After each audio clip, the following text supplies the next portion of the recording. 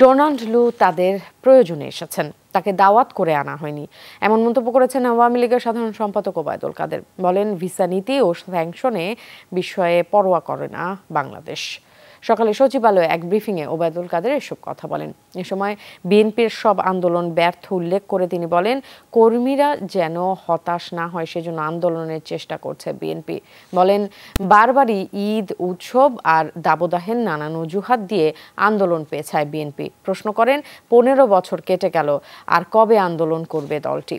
BNP নেতাকর্মীদের বিরুদ্ধে tribunal গঠন করা হয়েছে।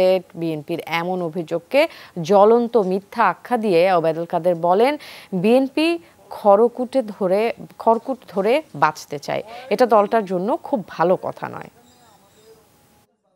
তিনি পররাষ্ট্রমন্ত্রীও না, একজন সহকারী পররাষ্ট্রমন্ত্রী, তাকে নিয়ে বাংলাদেশে তো মাতামতি করবে।